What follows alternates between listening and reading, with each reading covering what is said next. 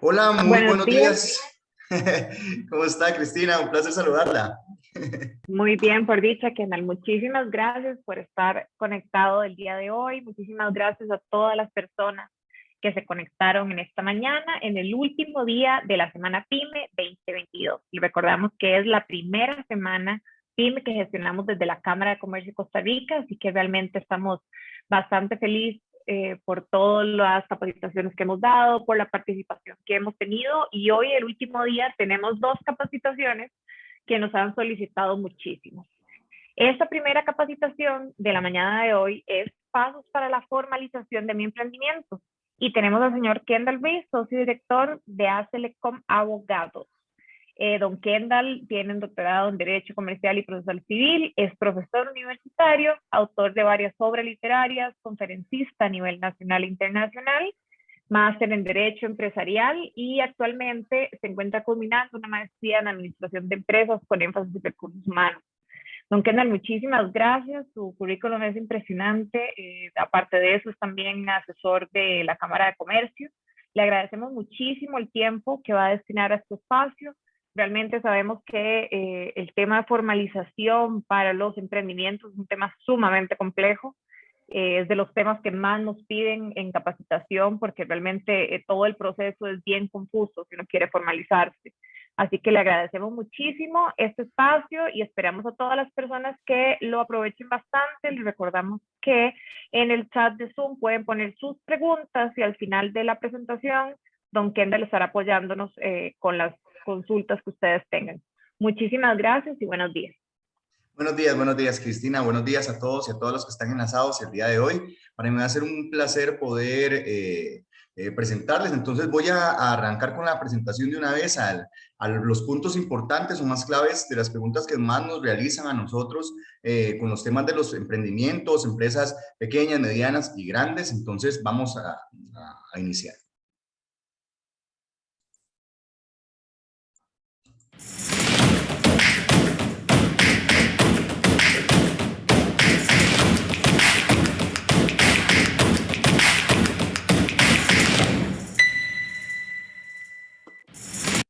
Ok, muy bien. En realidad yo quise enfocarlo, lo quiero enfocar esta ponencia en tips legales para emprendedores. Y bueno, agradezco profundamente a la Cámara por haberme considerado para esto, a Cristina, a Carol, a todo el equipo y el staff de la Cámara que ha enfocado un tema que a veces se pasa muy por alto.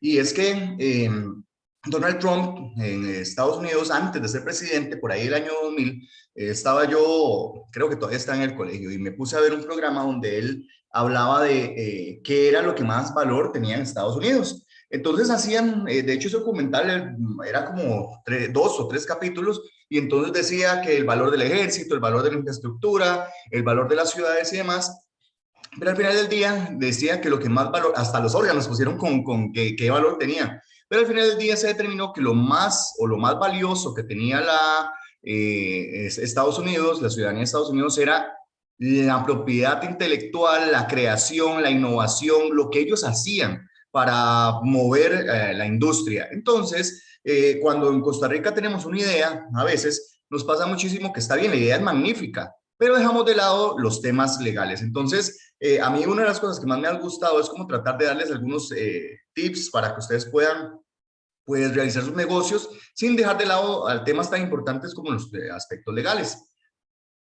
Entonces, vamos a ver. Cuando todo inicia, y vamos a arrancar con el negocio y crear una empresa. Cuando todo inicia, la relación es rosa. O sea, como ustedes lo ven ahí en la imagen, todo es muy bonito. De repente tengo un socio que es el mejor amigo, la mejor amiga. Y bueno, genial. Me encanta pensar que todo es rosa, pero hay una particularidad, que es en que todo es rosa, va cambiando con el tiempo y les cuento una historia. Me encanta acomodar estas charlas contando historias. Me correspondió asesorar una empresa donde eran dos amigas que tenían una tienda de ropa y empezaron a tener diferencias. Resulta que ellas antes, cuando empezaron a hacer el negocio, eran las mejores amigas, iban de fiesta juntas, salían a la playa juntas, mil fotos compartiendo. Iniciaron el negocio, llegaron donde un colega, les hizo la escritura, pero empezaron a tener diferencias. Y ahí fue donde llegaron a la oficina porque una quería comprar las acciones, la otra no hacía nada, según lo que narraba una y la otra, y empezaron a pelear. Entonces, cuando llegaron a la oficina y yo vi la escritura con la que le constituyeron, yo le dije, es que esta escritura es el machote, el modelo que todo el mundo utiliza y que se puede conseguir en Internet por empresas que de hecho venden sistemas de software por Internet para abogados. Y eso no es correcto.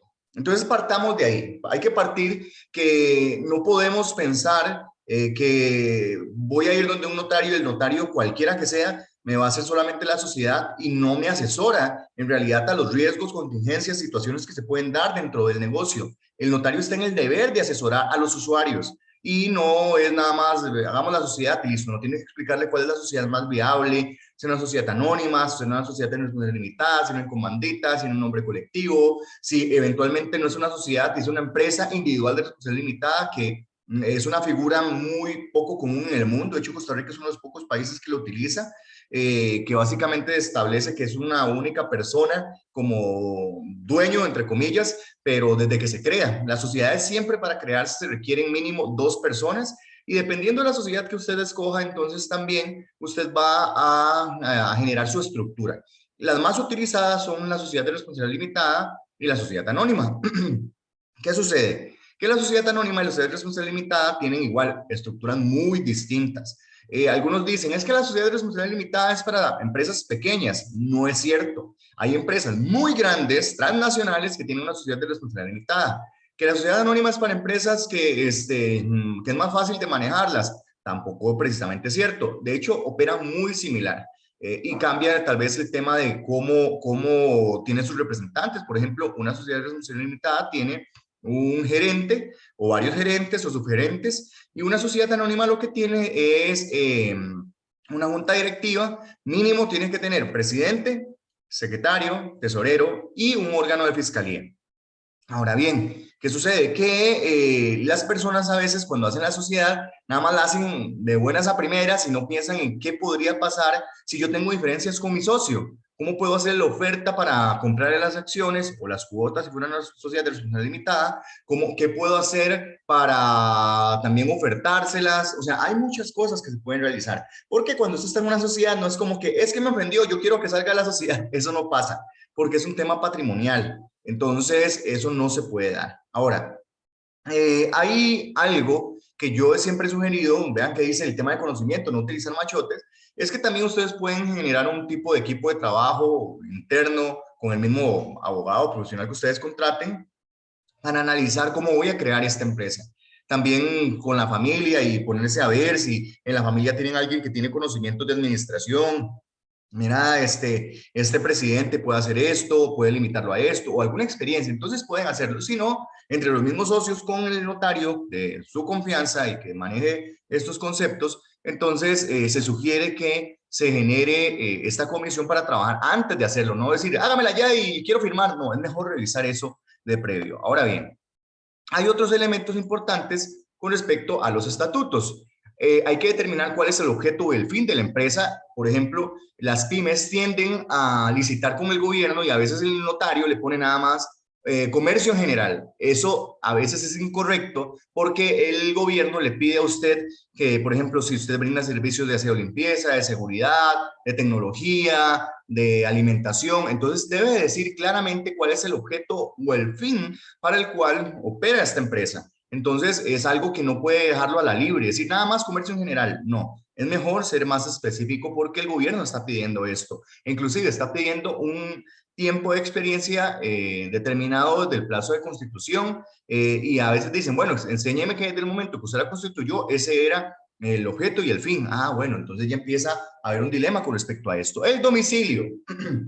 Un tema que las personas lo toman a la ligera también, porque dicen, bueno, es que de entrada no tenemos oficinas y ponga la casa de mi mamá o ponga la casa de mi novia y de repente terminan y ese es el domicilio. El domicilio es donde ustedes les van a notificar en caso que haya algún problema legal, administrativo, sea judicial, administrativo o de alguna materia, ahí es donde los van a notificar. Entonces el domicilio tiene que ser un lugar que ustedes estén totalmente seguros y seguras que les va a llegar una notificación.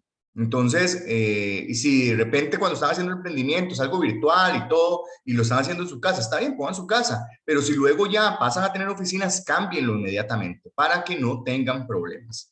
También la composición, el tipo de socios, aquí yo pongo el tema de asociados, eso es tal vez un tema conceptual. Socios es para sociedades mercantiles, asociados es para asociaciones. ¿Por qué? Porque yo no puedo dejar pasar que a veces hay algunos pymes que nacen de asociaciones, que son sin fines de lucro. Entonces tenemos la figura de asociados. Y yo siempre pongo este ejemplo porque es la manera más práctica ahorita que el fútbol está en su fase final en el Campeonato Nacional Costarricense. Algunos veo ahí que son de Cartago. Pues felicidades, ¿verdad? Que ya llegaron a la gran final. Importante mencionar que, por ejemplo, la Liga Deportiva La Alajuelense tiene una asociación deportiva y tiene asociados.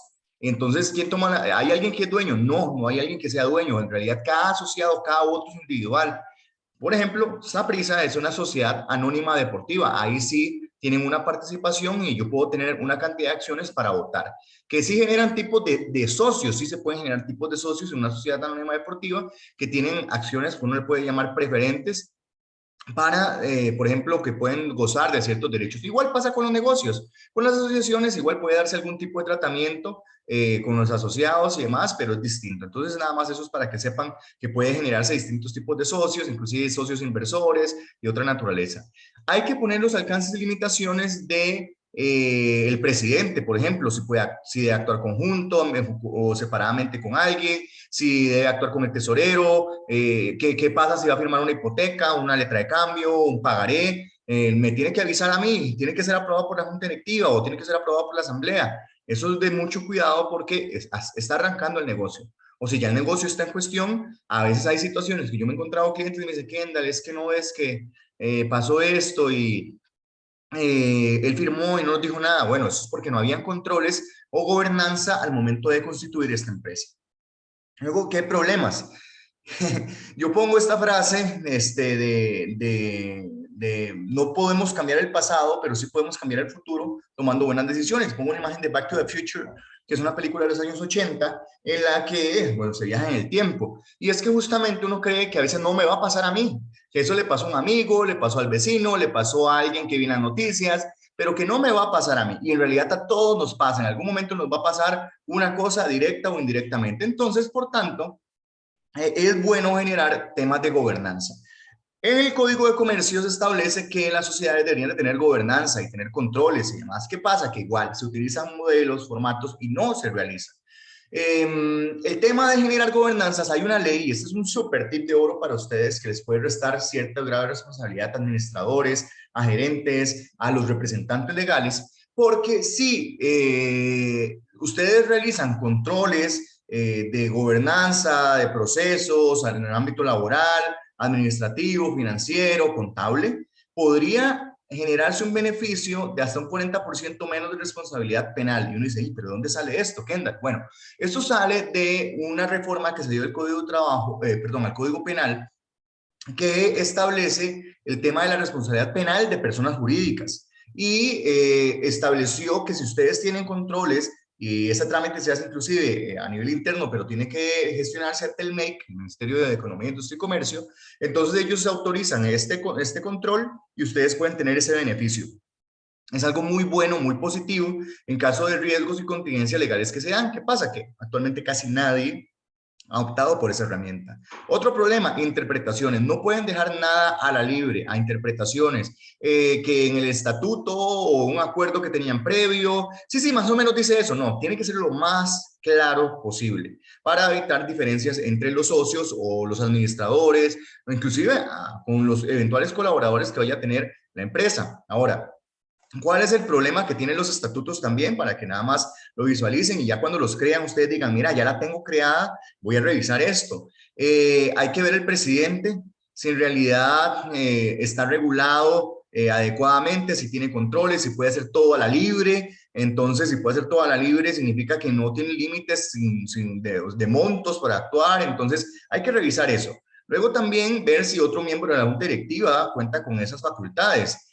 También otro aspecto es que la fiscalía como órgano puede ser obligatorio o no. O sea, en realidad en la sociedad de responsabilidad limitada podría generarse una figura similar, no exactamente fiscalía, pero en las sociedades anónimas puede existir o no, pero con el nombre de fiscalía. Y esta fiscalía tiene funciones muy importantes que regular si pueden, si están haciendo bien las cosas e informarle a los socios. ¿Qué es lo que pasa? Que normalmente las pymes son de proyectos o emprendimientos de amigos, de familiares, y muy difícilmente se encuentra uno que sea con un montón de socios como empresas que ya están más constituidas y que llevan más tiempo en el mercado. Entonces, igual la fiscalía es un órgano muy adecuado para informar a los socios que tal vez hay un socio inversor y hay otro que está gestionando. Entonces, informar si están haciéndose bien las cosas de manera adecuada. Entonces, esos son algunos temas generales de los estatutos. Inmediatamente, pues esto es por un tema tiempo, ¿verdad? Claramente esto pues lleva más elementos. Vamos a hablar de la propiedad intelectual. Una de las cosas, y a mí me ha encantado llamarle así, hay dos activos que son uno de los más valiosos que yo he establecido últimamente, y uno de ellos es la información, el poder de la información, los datos personales, se ha convertido en el nuevo petróleo, aunque ustedes no lo crean, pero es demasiado el valor que tienen los datos personales, y por eso es que ahora se han venido protegiendo más. Inclusive hay un proyecto en la corriente legislativa que está por eventualmente reformar la ley de protección de datos que ya tenemos, que es bastante nueva, pero tiene muchos huecos, entonces se está protegiendo o procurando proteger un poco mejor. Y luego tenemos esto, que es la propiedad intelectual. Problema número uno, enorme, terrible. Usted arranca la empresa, empieza su negocio, empieza a hacer la página de Facebook, Instagram, Twitter, LinkedIn, y pone la imagen, el logo, y no lo protegen. Y de repente usted se da cuenta que hay 3 páginas iguales, con unos nombres similares, vendiendo productos similares, utilizando sus colores. A mí me han llegado cualquier cantidad de clientes con esa queja, con esa situación, y yo les digo, mi primera pregunta es, ¿y usted ya protegió su marca? Y la respuesta inmediata es no. Y yo, ok, ok, acá tenemos serios problemas porque ¿cómo hago yo para exigirle a alguien que no utilice una marca si yo no la he protegido? Está bien, yo cuando creo la sociedad, yo puedo proteger el nombre de la sociedad, y digamos que nadie puede, entre comillas, agarrar ese nombre. O sea, sí lo puede agarrar, ¿verdad? Pero el tema es que no puede agarrar el nombre de esa sociedad, pero a nivel de marcas podría tomarlo. Entonces, es un tema que hay que considerar. Por tanto, voy a explicarles algunos elementos. ¿Qué es la propiedad intelectual? Para no ser tan técnico, a veces los abogados tendemos a enredar las cosas y decir términos que no son tan comprensibles. Piensen que son invenciones, tanto de obras literarias, artísticas, como también el tema de los logos, el eslogan y demás. De hecho, yo ahorita tengo un proceso súper curioso de una empresa que está haciendo una campaña que decía algo así como caminamos contigo. Y entonces, claramente, no voy a decir más, ¿verdad? Pero, es una pyme. Y hubo oposición de una empresa con respecto a eso, por lo que decía ese eslogan. Y nosotros ganamos esa resolución porque logramos probar que no guardaba relación con lo que se estaban oponiendo. Pero esta empresa, esta pyme, lo protegió porque iba a iniciar con una campaña muy grande, pero vino una empresa muy enorme a tratar de decir, no, esto me corresponde a mí, usted no puede utilizar esto, así como nos había pasado también otra vez una pyme y utilizamos un número. No voy a decir el número igual por el tema de protección del caso, pero digamos que dije el número de un canal popular en Costa Rica. Entonces ellos dijeron, no, es que usted no puede utilizar ese número para esa marca porque nosotros lo tenemos protegido en esto. Y yo, bueno, no, es que no es eso, o sea, no se protege siempre. No es porque usted tenga esta marca protegida, va a proteger todo. No, hay clases de servicios, de marcas, de productos que usted protege. Hay también elementos, obras que usted protege. Por ejemplo, yo soy autora, a mí me encanta escribir obras literarias en derecho y otros elementos, pero enfocado más que todo en derecho. Y cuando usted protege una obra, hay cosas que la gente no sabe. Tal vez vienen y la escriben, la publican y no la protegen. ¿Está protegido? Sí, está protegido, pero hay un elemento particular que si usted la protege antes, o sea, la escribe antes de que salga a la luz, entonces el trámite es más sencillo. De hecho, si usted la publica, tiene que enviarla a las bibliotecas, la UCR, la UNA, la Biblioteca Nacional, pero si usted la protege antes, nada más la envía y se protege, y es hasta más económico. Kendall, ¿esto se puede hacer sin abogado? Sí, se puede hacer sin abogado, pero se sugiere que mejor se asesoren, porque una vez, inclusive me pasó, con una empresa que la muchacha venía muy urgida para hacer algunos trámites y dijo, miras que también voy para el registro, a registrar esta marca. Y tenían la bandera de Costa Rica, el escudo de Costa Rica, y eso no se puede registrar así como ya lo llevaba. Entonces le dije, no, es que tienes que eliminar eso porque eso no va a pasar. Pero ella no lo sabía, ella estaba haciendo todo el esfuerzo por tratar de registrar su marca, protegerlo, estaba haciendo bien porque era lo primero, pero hay que tener en cuenta que no todo se puede proteger. Ahora bien, la propiedad intelectual se divide en dos áreas, el propiedad industrial y derechos de autor y conexos. La industrial es la de las marcas comerciales, los signos, las patentes de invención, modelos de utilidad y diseños industriales. Patentes de invención y modelos de utilidad es cuando a usted se le ocurrió un invento, algo innovador, algo que no existe en el mundo. Modelo de utilidad es cuando usted crea algo que de repente mejora algo que está patentado. Por eso se llama modelo de utilidad. Y también diseños industriales, que es algo que justamente es para la industria, que produce un mayor rendimiento en algún proceso o algo de esa naturaleza. Los anteriores, marcas comerciales y otros signos distintivos, es lo que ya les he venido conversando previamente. Ahora, tenemos la otra que es registros de derechos de autor y conexos, que básicamente se establecen el tema de proteger, y voy a responder la pregunta de Pamela, justamente Pamela Salas acaba de hacer una pregunta sobre cómo se protegen las fotografías. Es aquí, Pamela, y bueno, y todos los que están enlazados. Registros de derechos de autor y conexos. Ahí se protegen las obras literarias, artísticas, novelas, poemas, películas, fotos, todo lo que tenga que ver con arte. Ahora, ¿qué sucede? Que de igual manera, yo cuando tomo una fotografía, tengo que solicitarle a la persona que le tome la fotografía, si es una persona, solicitarle la autorización y que me ceda los derechos para el uso y la explotación, a pesar que uno dice, pero es que yo fui el que tomé la foto. Sí, yo tomé la foto. Les cuento igual, una historia, me encanta contar historias. Hubo un caso muy curioso, de hecho, en Estados Unidos, creo que fue en Estados Unidos o en Europa, en el que había un fotógrafo que le encantaba tomar fotos en la naturaleza. Y él quiso hacer un experimento, puso una cámara, la dejó como en la selva, y entonces un mono, digamos, o una mona, de hecho era, se tomó un selfie con la cámara. Y entonces la foto se hizo súper viral, de hecho ustedes pueden googlear eso, se hizo súper viral, y él la compartió y demás, que fue el caso curioso de que hubo una fundación que reclamó los derechos de la foto y dijo que quien se tomó la foto fue esta monita, no fue el fotógrafo. Pero se dio todo el litigio y se dio el caso y el demás, pero al final del día se determinó que en realidad el autor de poner la cámara ahí en ese lugar específico fue el fotógrafo y por tanto él era el que tenía el derecho sobre esa foto. Entonces, para que ustedes vean cómo igual sean litigios con temas como esos. Por tanto, ustedes si le toman la foto a alguien, tienen que pedirle que le sean los derechos. Ojo, acá en Costa Rica se han dado casos de resoluciones que todavía están en gestión y se están peleando, pero ustedes se acordarán de un caso de una señora que se molestó mucho con una empresa cablera y que hay un programa en radio que hacían imitaciones o hacen imitaciones todos los días y hubo una demanda por que utilizaron este personaje para las corridas de toros, para ciertas cosas. Entonces, ¿qué sucede? Que hubo una resolución en la que se determinó que había que pagarle un monto determinado de dinero por utilizar la imagen de ella. Ojo, se dejó de utilizar el personaje claramente porque se dio esa resolución, pero si hubieran tenido autorización de esta persona, pues claramente se podía hacer la explotación de esto, porque se negocia si va a ser título gratuito, se va a tener algún tipo de ganancia o otras cosas. Por ejemplo, nosotros hemos participado en algunas películas y nosotros lo que hacemos también es todos los contratos para que sean el uso de las imágenes de las instalaciones, el uso de las imágenes de fotos, logos, si está en un restaurante, inclusive los actores y la música.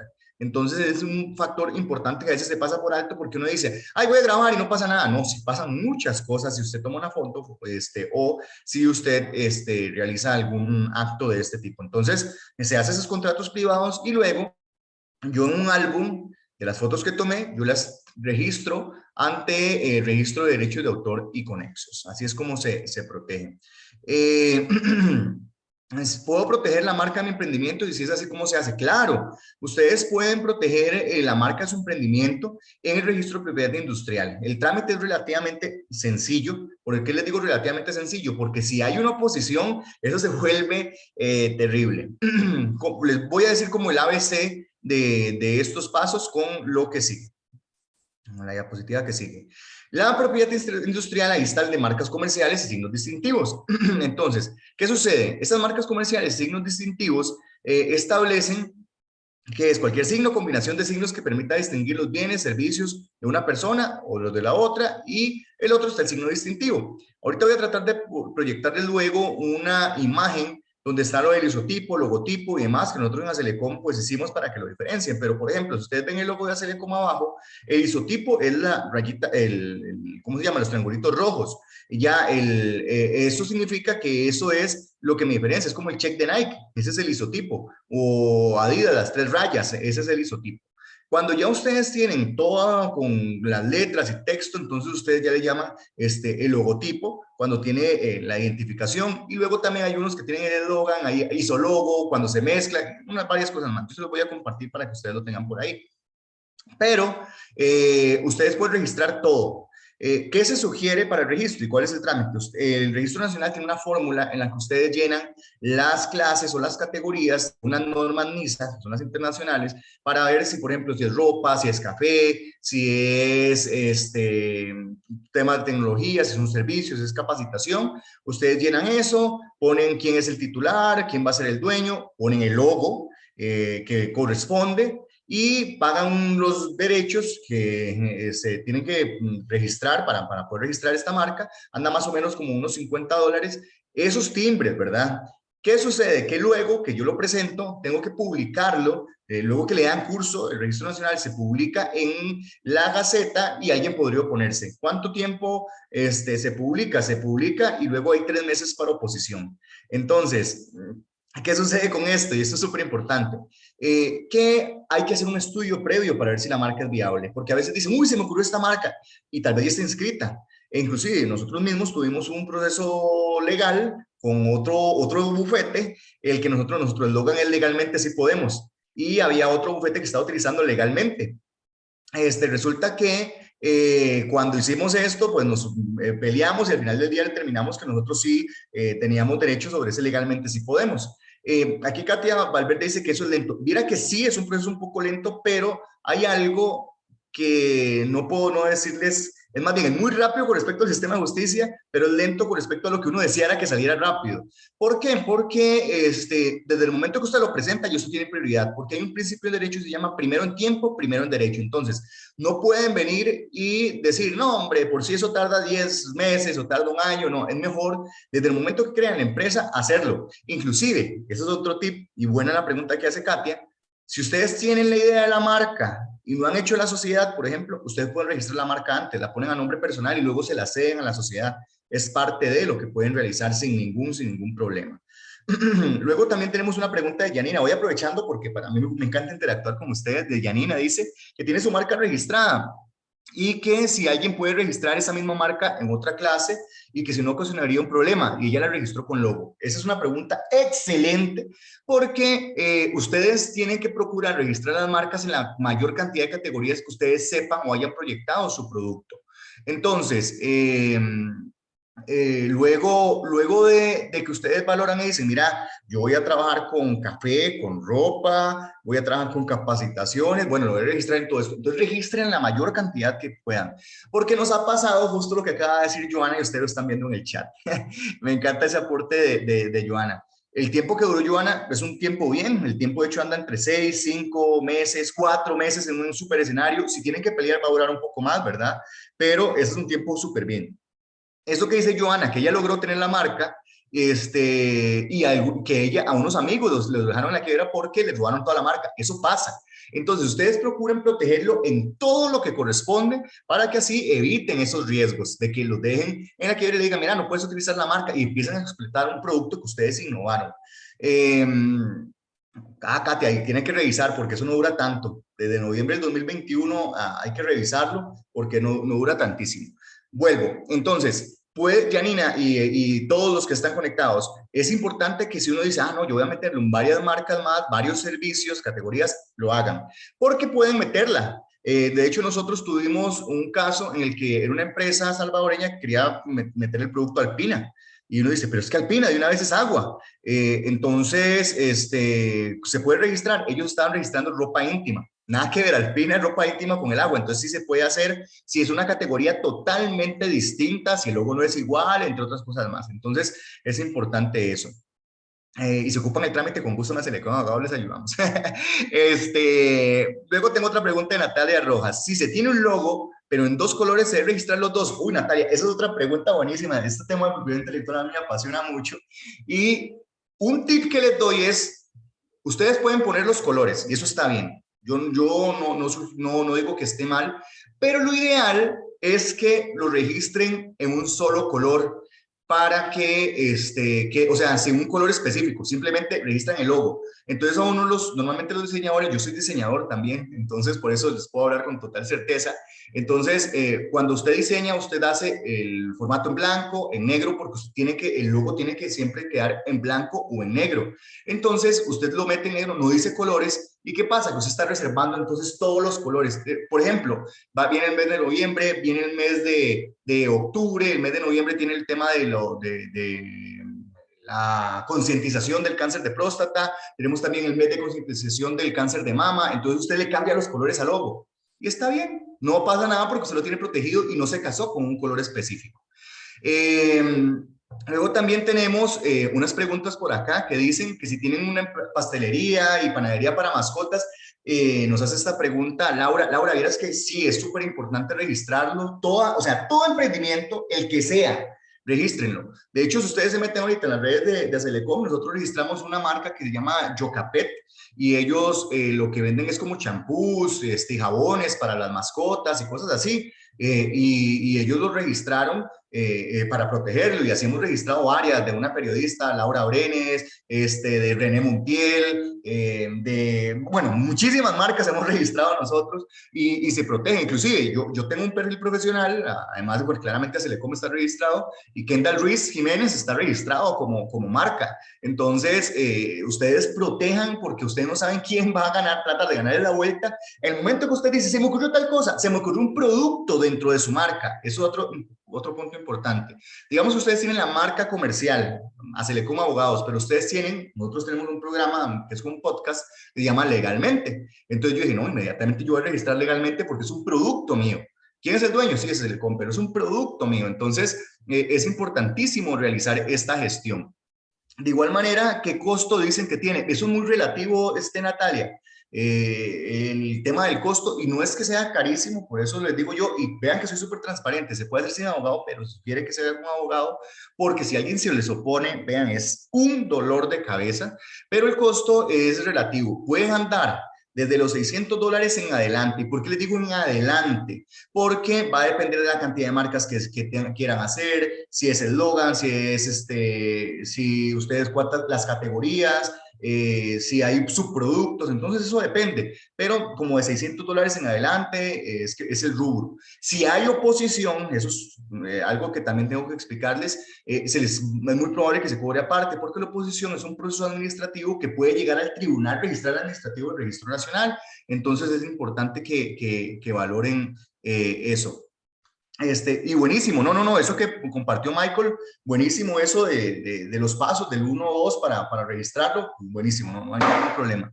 Y luego tenemos acá una pregunta, esta es anónima, no logro tener el nombre, pero dice, ¿es cierto que no se puede utilizar o registrar el nombre de Costa Rica en una marca? En efecto, eso es totalmente cierto, de hecho es una prohibición expresa. ¿Por qué? Porque solamente como que el gobierno tiene esa facultad para realizar esa gestión. Entonces, es importante. Ahora, patentes y modelos de utilidad, para ir avanzando, me quedé súper apasionado con este tema, porque yo sé que este tema les gusta muchísimo.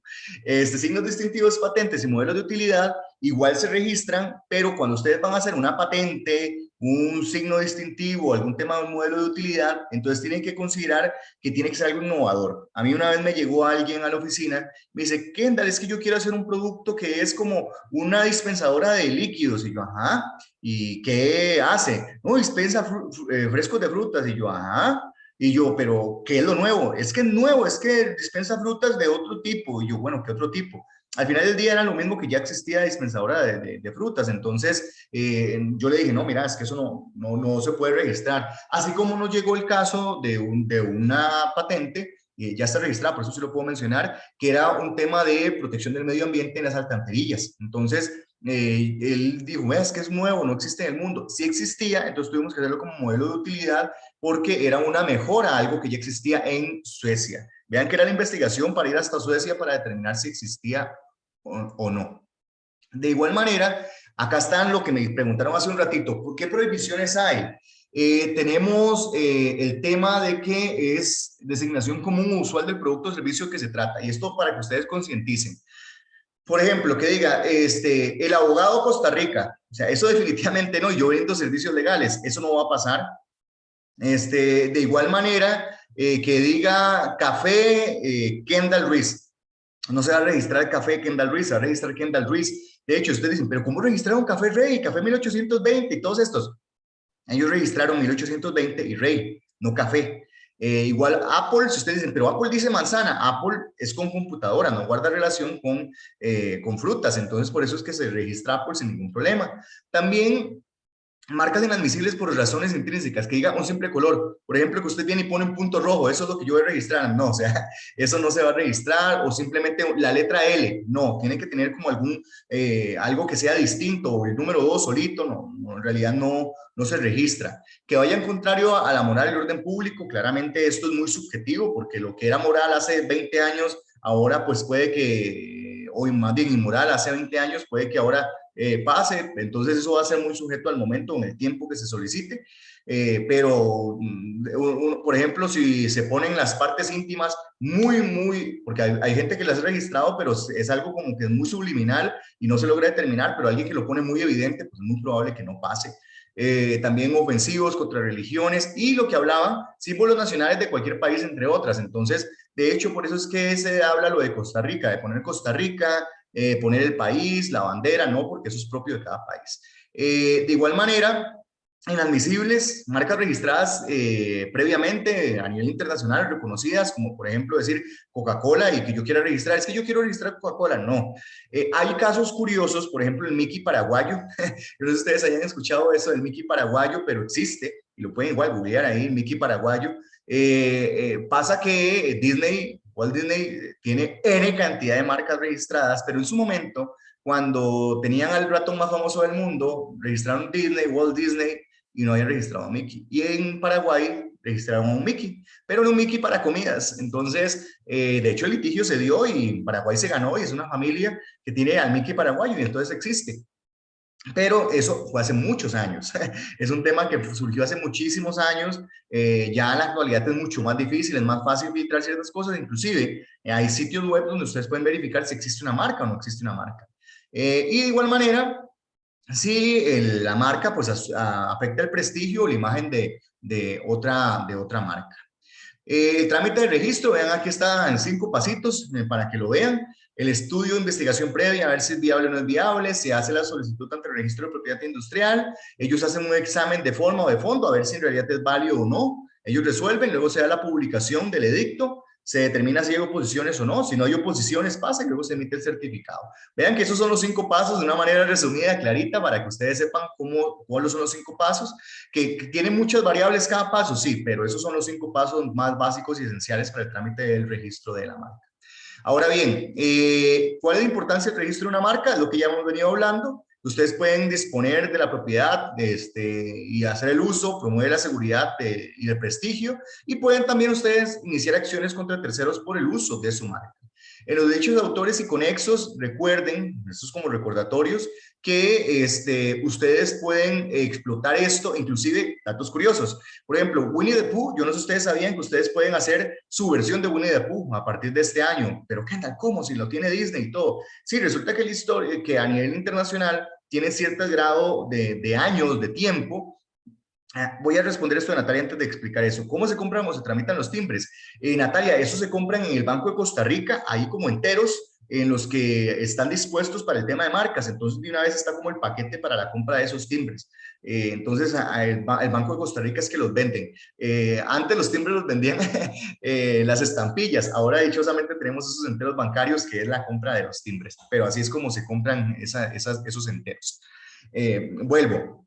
Entonces, cuando una persona crea estas obras, recuerden que los pueden explotar. En este caso de Winnie the Pooh, se realiza que había escrito esta obra, pero ya quedó sin protección. ¿Qué sucede? Que hay un tiempo para explotar la obra. Por ejemplo, en Costa Rica hay un tiempo determinado que son los 70 años para proteger una obra, y en Estados Unidos eran 75 y se amplió 20 años más en el año 1998 para obras que fueron creadas antes del año 1948, si no me equivoco. Entonces, por ejemplo, Batman y Superman, en el año 2033, las primeras historietas van a ser, o 2031, sí, 2031 van a ser de uso popular para todo el mundo. Y pueden crear ustedes su versión de esa historieta de Batman y la versión de esa historieta de la primera de Superman. Entonces, es algo que vamos a ir viendo en el tiempo, porque se están liberando muchas obras en estos años. El pago de las clases también se hace de la misma manera, Mónica, cuando se hace la gestión en un banco de Costa Rica, entonces uno paga la categoría respectiva, entonces uno va pagando cada categoría, y igual por cada categoría se hace el pago individual. Ahora bien, es súper importante que ustedes puedan explotar la obra por cierto tiempo, o los herederos, en caso de los derechos de autor, las fotos, los dibujos, pinturas o temas arquitectónicos, inclusive esculturas. Entonces son hasta coreografías, para que ustedes vean qué tan amplio puede ser. Y el trámite es accesible, ¿verdad? En realidad es cumplir los requisitos del registro, pagar los derechos. De hecho es súper económico, el de derechos de autor es mucho más barato. Puede andar en, digamos, los timbres y toda la gestión, puede andar en como 4.000 colones, 5.000 colones aproximadamente los timbres, y ya igual, si quieren hacerlo con un abogado, de hecho yo, vean, a pesar que soy abogado, yo los derechos de autor yo les sugiero que lo pueden hacer individual. Marca sí sugiero a los abogados, pero derechos de autor es mucho más sencillo, salvo que sea un tema más complejo. Ahí sí ya les hago ver que es mejor todo el patrocinio, porque tienen que armar el documento, cómo se arma, y si alguien se les opone también. Y todos están en el Banco de Costa Rica, en efecto, todo lo pueden hacer en el Banco de Costa Rica, esos pagos, y el Banco de Costa Rica los emite. Igual también en las cajas, ellos manejan muy bien esos conceptos. Aquí vean los plazos de protección. La marca son 10 años, la patente 20 años, y derechos de autor son 70 años. Entonces ahí tienen los plazos para que lo sepan. Ahora, muy bien, a pesar que me encanta el tema, tengo que avanzar con otro más, que son los contratos. ¿Qué tienen que saber ustedes con respecto a los contratos? Los abogados sabemos de derecho, puede que sepamos de más cosas. Por ejemplo, yo tengo la maestría en administración de empresas con énfasis en recursos humanos y otra en derecho empresarial, y estudié diseño y está bien, pero yo puede que no sepa absolutamente nada de pastelería, lo que acaban de escribir ahí. Si a mí me escribe de pastelería no tengo la más mínima idea. Además, es muy probable que queme todo lo que vaya a hacer. Lo más que he hecho yo es un cheesecake y me queda bien, por cierto, pero después de ahí no sé absolutamente nada. Entonces, ¿qué sucede? Que a uno le tienen que enseñar, y el cliente, muchas cosas. Entonces, de hecho, uno ha aprendido a través del tiempo distintas cosas de los clientes, conceptos y demás, pero no lo sabe todo. Entonces, el abogado, por más que usted diga, no es que el abogado debería saber hacer ese contrato, no. El abogado sabe derecho, pero requiere mucha información para poder generar todos los elementos que a ustedes les van a proteger. Entonces, reitero, hay modelos de contratos, pero hay algunas veces que no es aplicable. Me pasó una vez de un cliente que me dice: Kendall, tengo un contrato que es buenísimo, no sé qué, y era de Chile o de Colombia. Y uno dice: Kendall, ¿pero lo puedo utilizar? Sí, claro, se puede utilizar. Lo que pasa es que en realidad, cuando me pasaron esos contratos de Chile y Colombia, el 50% del contrato no era aplicable por la legislación local. Entonces hay que revisar y ver que hay modelos en Internet. De hecho, nosotros como abogados, yo tengo que de hecho formar un evento, estamos generando un evento con la Comisión Civil y Mercantil del Colegio de Abogados, un evento internacional, y vamos a hablar de smart contracts, que son los contratos inteligentes. Eso existe. Lo que sucede es que esos contratos son para ciertos tipos de contratos, que ya se van a dar cuenta a qué contrato nos referimos. Entonces, Lo que tienen que saber ustedes cuando están haciendo un contrato, cuánto tiempo puede llevarme la elaboración de un contrato, entre menos tiempo, mayor es el riesgo, es una consideración que siempre hago yo, cuando entre más tiempo pasa, mayor es el riesgo de que haya algo que salga mal. También hay algo que yo le llamo el enfriamiento del contrato. Yo no sé si a ustedes les ha pasado, a mí me pasa mucho, yo escribo y dejo la escritura ahí y lo vuelvo a leer y le encuentro 3, 4 errores y lo corrijo, sigo escribiendo, vuelvo a leer y encuentro otros errores más.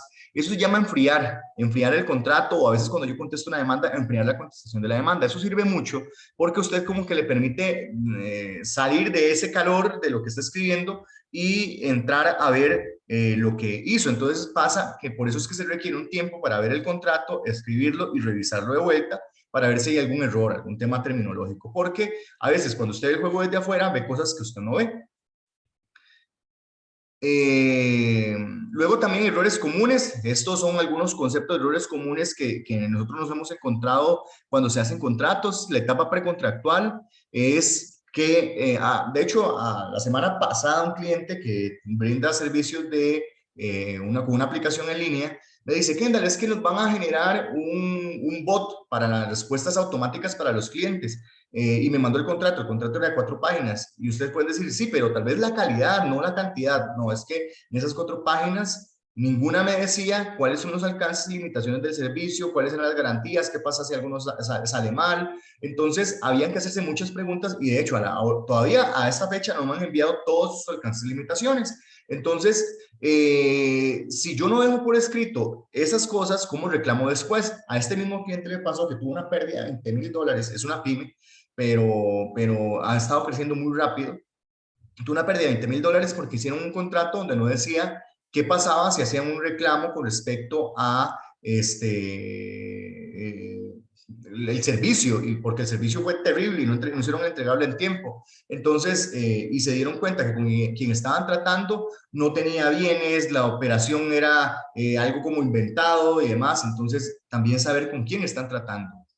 Entonces hay que pensar en el peor escenario, que también determinar qué es urgente. El tema de utilizar modelos en machotes sin analizar el fondo es un gran problema. No utilice modelos que están en Google, ¿verdad? También ver los temas de gobernanza para ver qué está bien, qué está mal, quién toma la decisión con el tema del contrato. También una inadecuada capacitación con el tema de los contratos. Esto es un brochazo lo que estoy haciendo en general. Nosotros normalmente capacitamos también en temas de contratos cuando no conocen los conceptos. A veces ponen un término y le ponen en siglas. Y yo me pongo a leer el contrato y digo, ¿y esta sigla qué significa?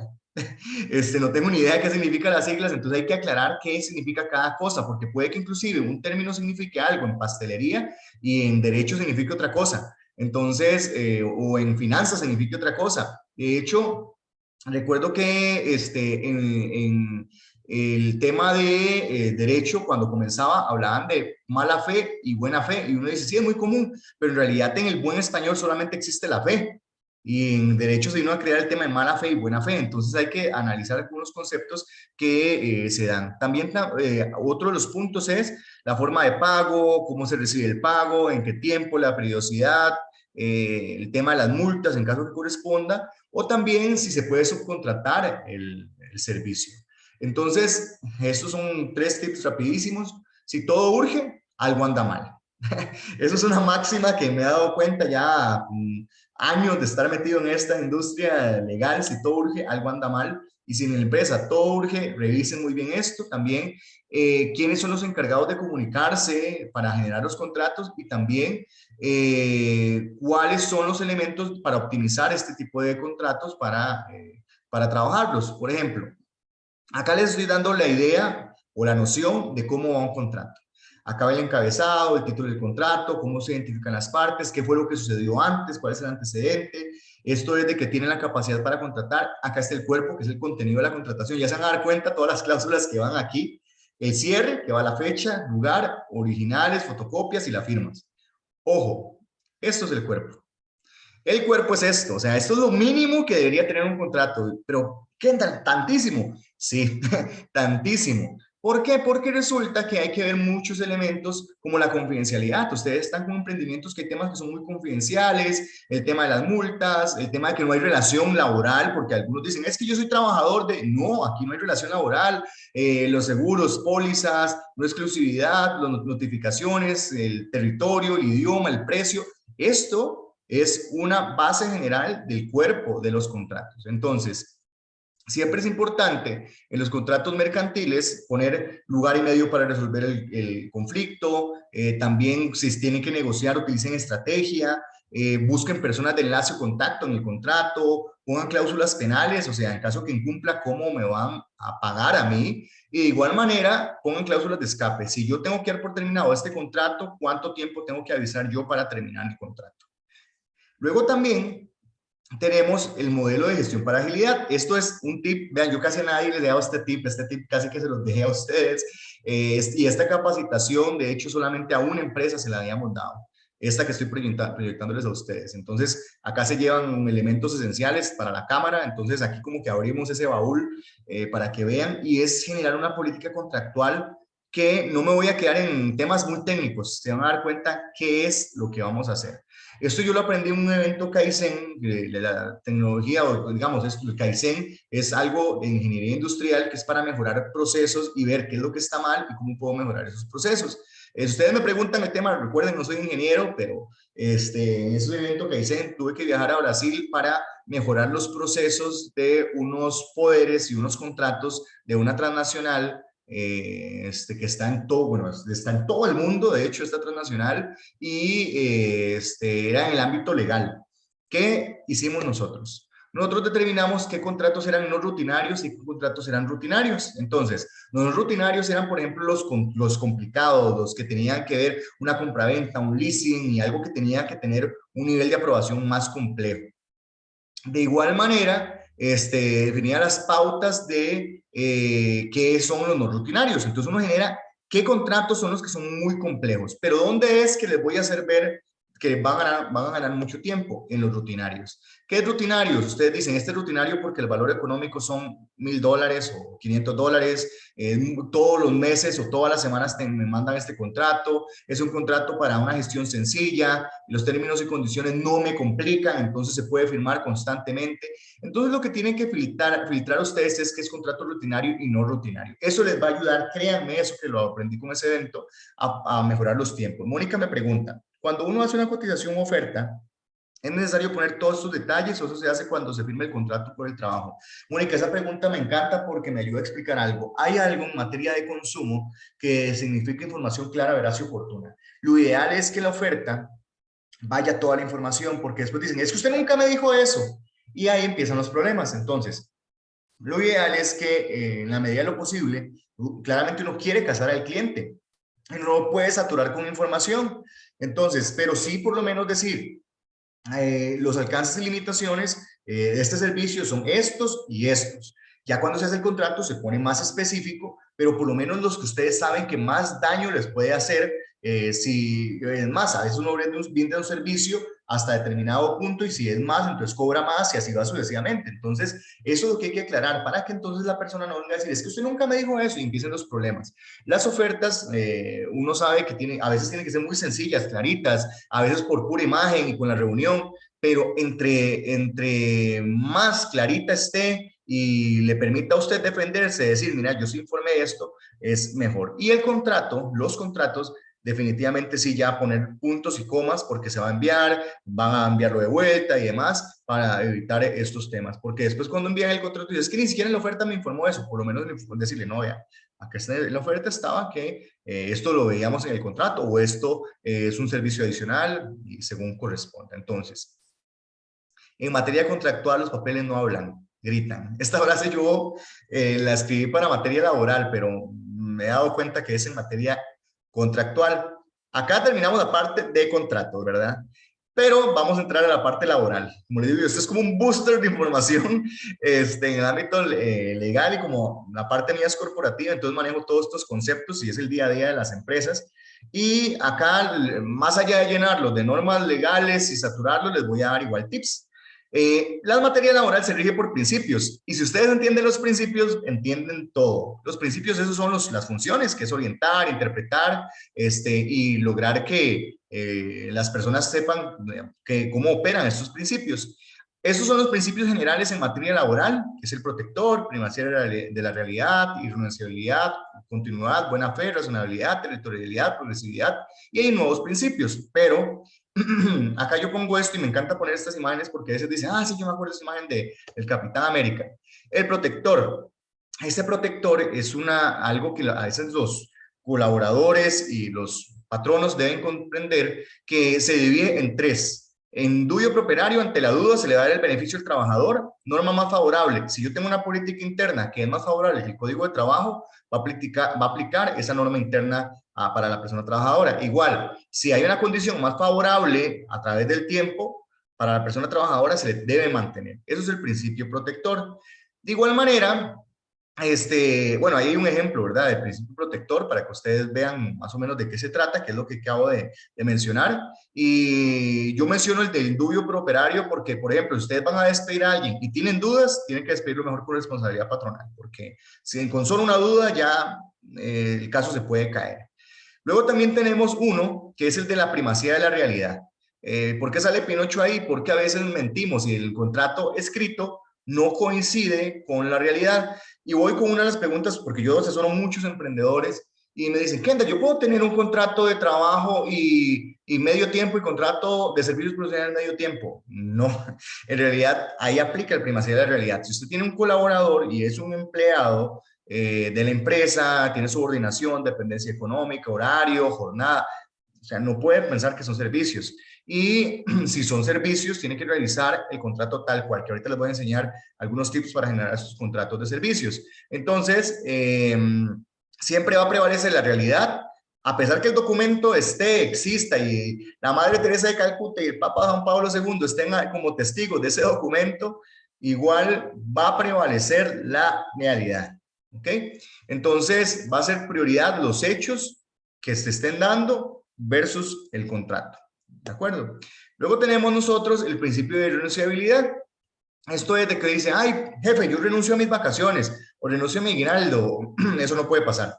Es más, ustedes vienen y tal vez despiden a la persona y tiene una deuda, le quitan el aguinaldo y salario proporcional, puede iniciar un proceso legal sin problema porque los derechos laborales son irrenunciables. Por tanto, digamos, la maternidad, una de las preguntas que me dicen, Kendall, y estando en maternidad, ¿puede la persona ir a trabajar y todo? No, en realidad son derechos que no puede renunciar. Luego también tenemos que es el de continuidad, y ahí tengo a Cronos como imagen, y básicamente es que a través del tiempo, si uno dice, no, es que yo liquido año a año a mis trabajadores, ahí se mantiene una continuidad y se mantiene la antigüedad de la persona. Por más que usted lo liquide año a año, los tribunales han determinado que hay una continuidad de esa relación. Entonces, evitar tal vez esa práctica de venir y decir que liquido año a año para ahorrar dinero. Inclusive, hay tribunales que han determinado que eso se va a considerar como un salario, entonces mejor no se la jueguen. O venir y si ustedes dicen, es que quiero despedir a alguien y que comience a trabajar en otro puesto, mejor hacer una liquidación total, si quieren hacer eso, total, y hacer un contrato totalmente nuevo para que entonces ante un tribunal usted sí demuestre que se liquidó totalmente el puesto y que se arrancó una relación totalmente nueva, pero tiene que dejarlo documentado. Recuerden lo que acabamos de hablar, que en materia laboral, en materia de contratos, los papeles no hablan, gritan. Y la buena fe. La buena fe es un elemento importantísimo porque está regulado en el artículo 19 del Código de Trabajo. Eso va tanto del patrono como del trabajador.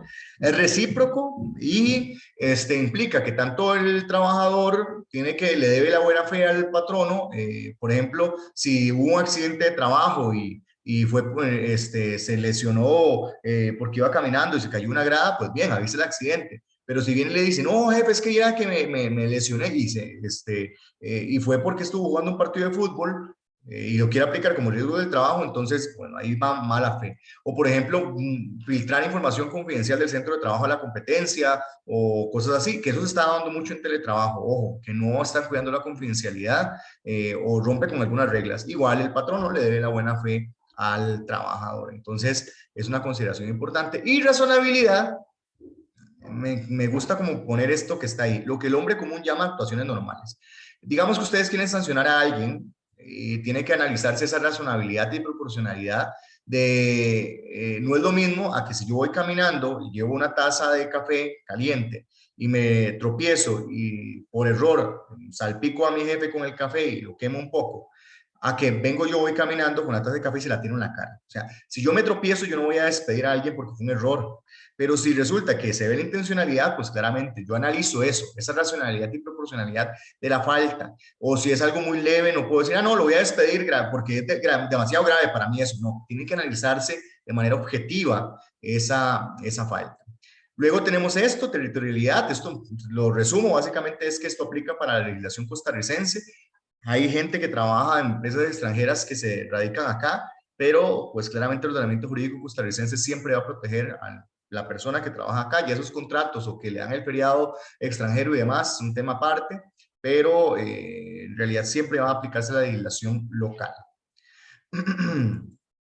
Y este último, este es nada más algo que estamos viendo y lo hemos visto con la pandemia, es que los estados están en la obligación de garantizar que los derechos laborales no se pierdan a través del tiempo, a pesar de que se avance. Entonces, por ejemplo, el salario mínimo no es como que yo voy a cambiarlo y voy a afectar a personas que ya lo tienen. No, eso sería para nuevas personas que entren con un nuevo esquema, por ejemplo. Entonces, eso es básicamente el principio de progresividad. Ahora, lo que yo les dije, aquí les traigo los tips de gobierno corporativo. El anuncio. Hay temas de discriminación. Hay que procurar tener mucho cuidado con los anuncios, cómo se publica, no poner género, no poner edad, no poner temas políticos. El artículo 404 del Código de Trabajo establece una lista de 14 ítems que se determina que no se deben realizar actos discriminatorios. Entonces, por ejemplo, se han dado casos de discriminación. Si ustedes buscan en YouTube, van a encontrar un caso de una muchacha que le pidieron el uso de una peluca o por el tema de tatuajes o por el tema del sexo, el género o la edad. Entonces, no pongan nada de esos aspectos. Si ustedes quieren filtrar algo, filtrenlo a lo interno. No pongan eso en los anuncios. Y cuando me refiero a filtrar a lo interno, igual no es realizar actos discriminatorios, sino que revisen si el perfil encaja con lo que ustedes requieren o con lo que ustedes ya analizaron a partir del puesto. En el tema de recursos humanos siempre se hace todo un análisis del perfil, qué es lo que se requiere, cómo se requiere, entre otras cosas. Entonces hay que revisar estos aspectos. Luego también ver documentación, pruebas y demás. Recuerden que pruebas médicas se pueden solicitar.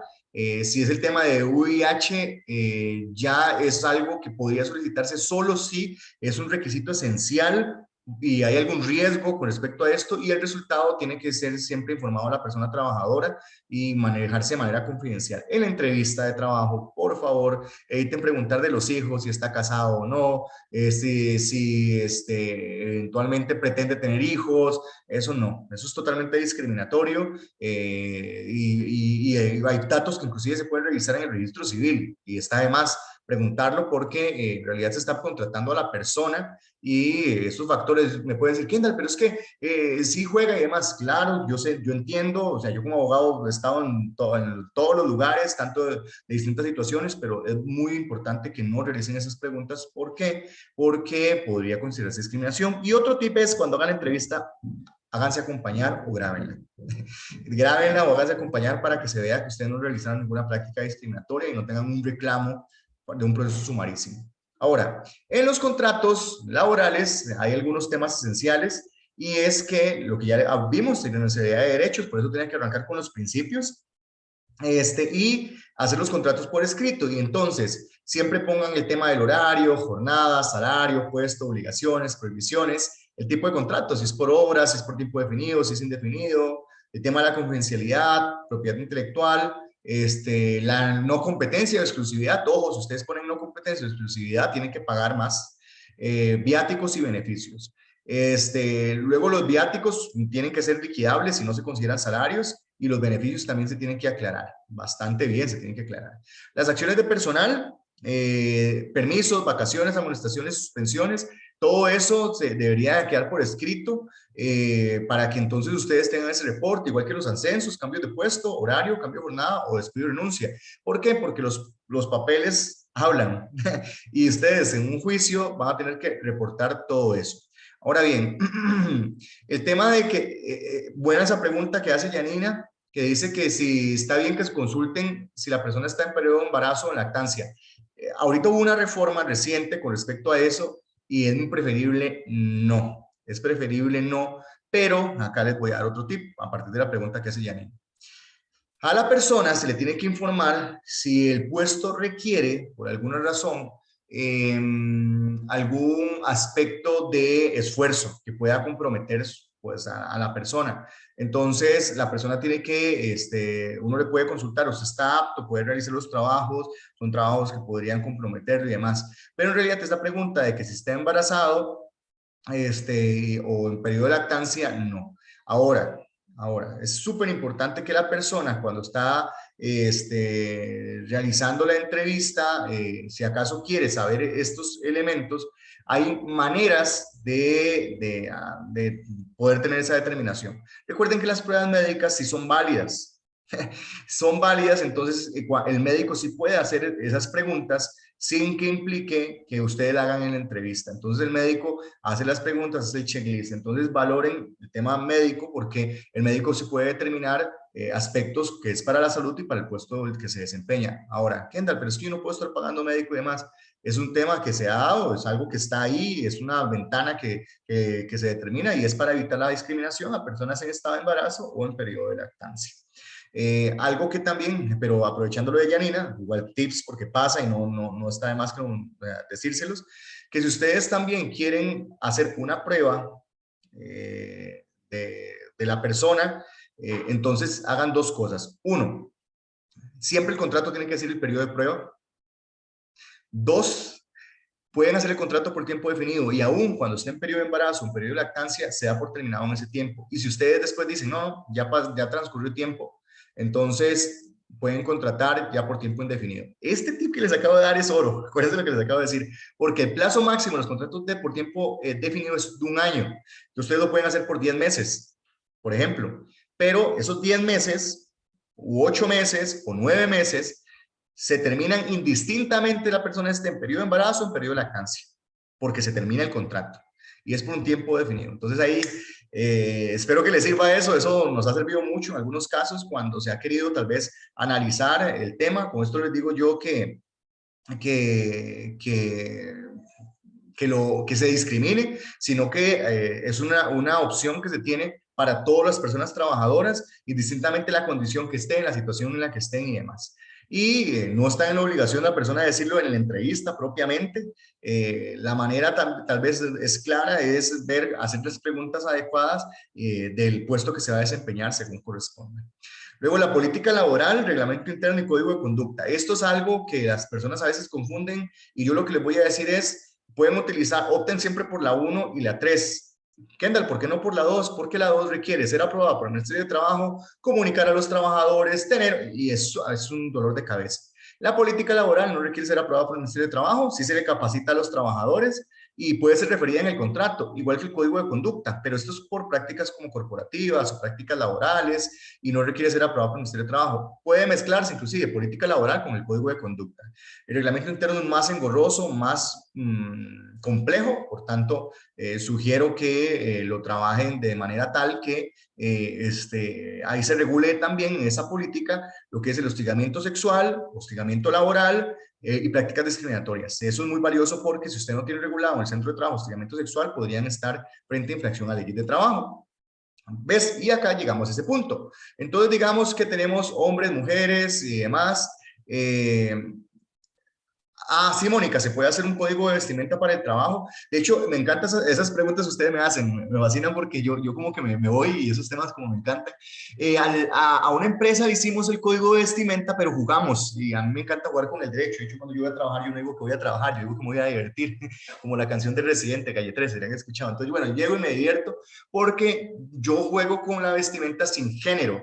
Y no significa con esto que yo voy a permitir que sea a la libre, porque depende de ciertos cargos o puestos, uno requiere que vistan de cierta manera. Entonces, sí, el código de vestimenta se determina, pero, por ejemplo, uno pone, en caso de uso de enaguas, no dice hombres, mujeres, pero ojo, caso de uso de enaguas, entonces utilizarlas hasta tal. En caso de utilizar ropa, utilizar tales. ¿Qué es lo que hicimos nosotros? Nosotros generamos, además de lo que quede por escrito, hicimos como un manual para que se viera cuáles eran los colores que decíamos, cuáles era el tipo de ropa y demás que sugeríamos, porque hay algunos códigos de vestimenta que inclusive hasta se meten con los perfumes. Dicen, no utilizar perfumes muy fuertes, o sea, eso es muy subjetivo. Entonces nosotros nada más nos quedamos con la ropa, inclusive hasta en teletrabajo, decir, no utilizar pijamas, ropa informal, siempre utilizar, qué sé yo, la camiseta polo que le brinda la empresa, o utilizar algún blazer, y se adjunta tal vez los estilos. Entonces, una de las cosas que yo siempre he sugerido es, no lo dejen solamente así, sino también pueden poner las imágenes más o menos de cómo es la manera que ustedes quieren que se vista la persona. Eso sirve muchísimo para guía, y igual lo pueden hacer, como les digo yo, sin género, para que no tengan problemas que digan, oye, ¿por qué lo está haciendo de hombres, mujeres?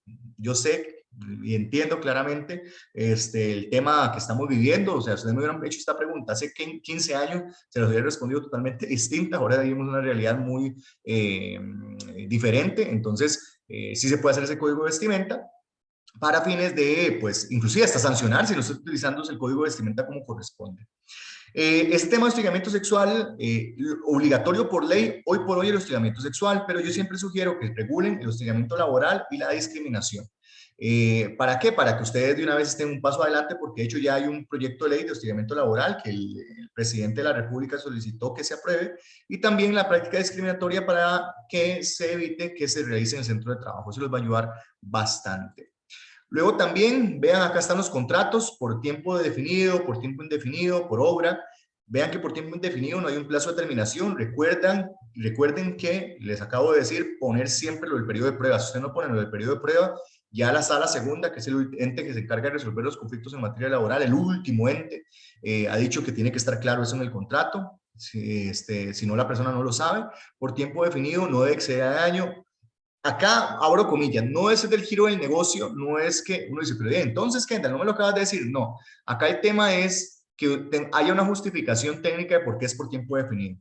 Básicamente, no, es que estoy haciendo este proyecto. Con solo que ustedes estén haciendo un proyecto o que digan, mira, es que por este tiempo voy a probar esto, listo, todo bien. No hay preaviso y no hay cesantía. El otro, por tiempo indefinido, después de pasado los 3 meses, entonces ya genera cesantía y preaviso. ¿Ok? Entonces vean que acá también tenemos algún tema. Y ambos generan vacaciones, aguinaldo y claramente el salario proporcional.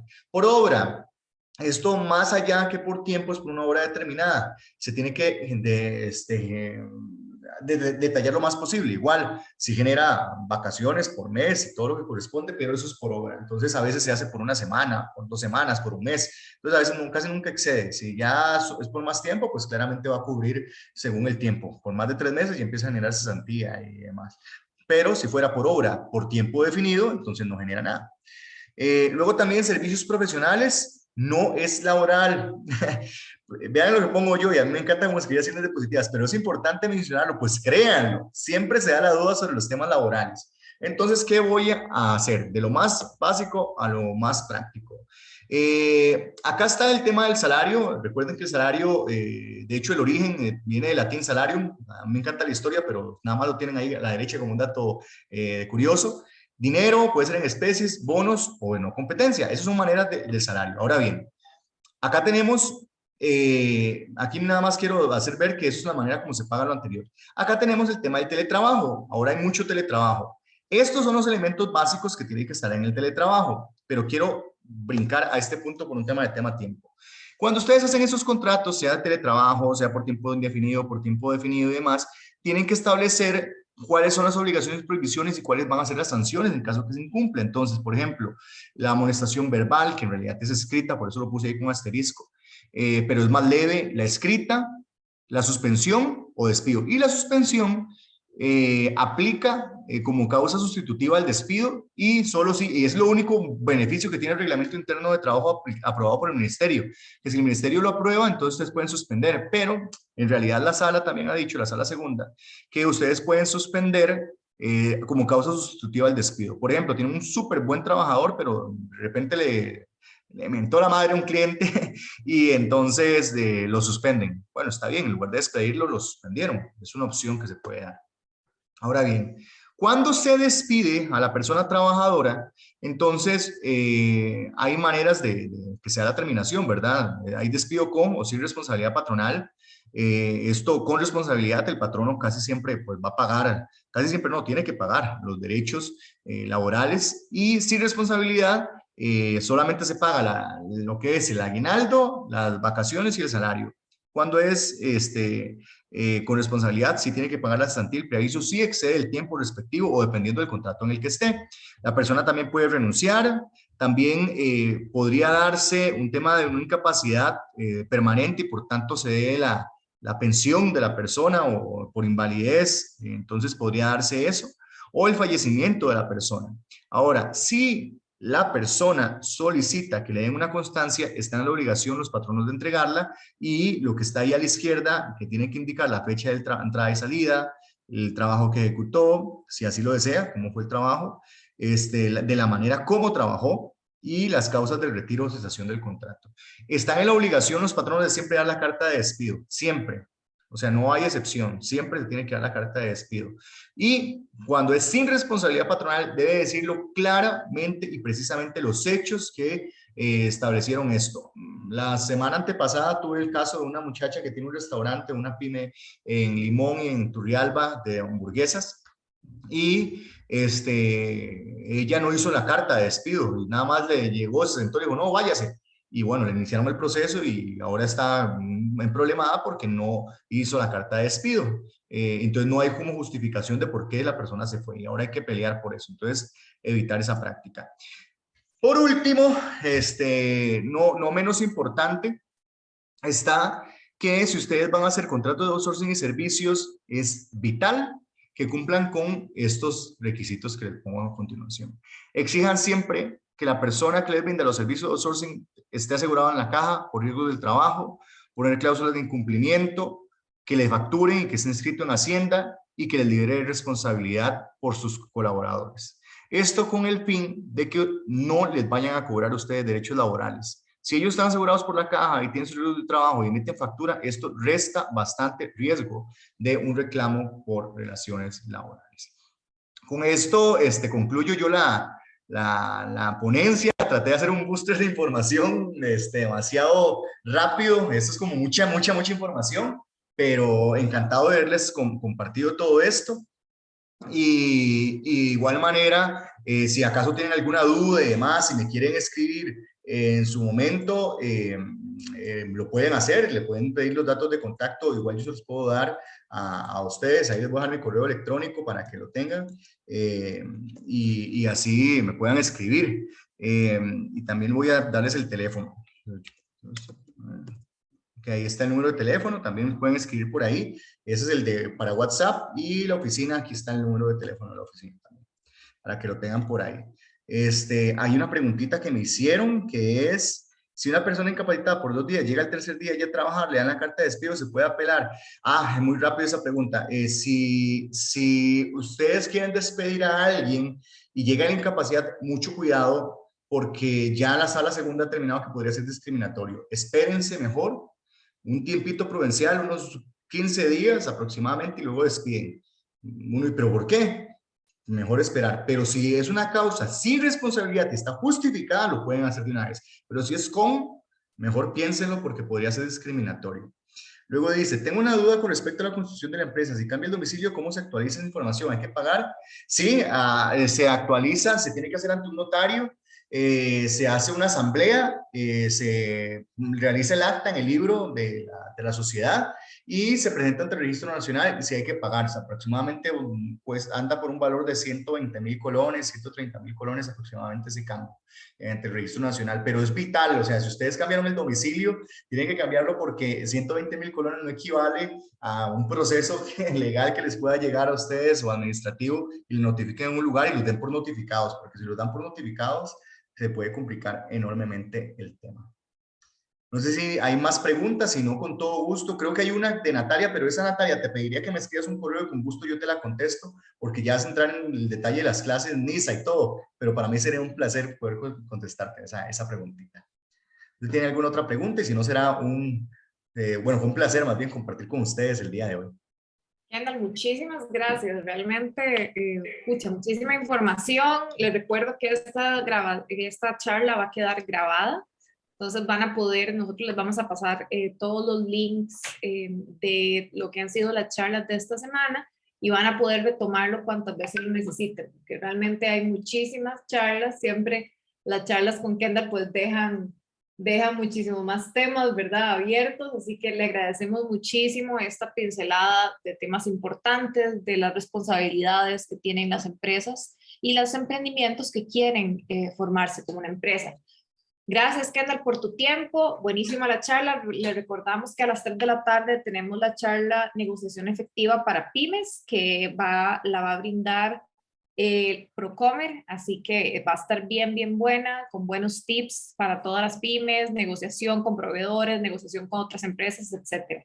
Esta la facilita Procomer y esa sería nuestra última charla de la semana PYME. Les agradecemos muchísimo el tiempo brindado y nos vemos en la tarde. Muchísimas gracias, Kendall. Hasta luego. Chao. Hasta luego.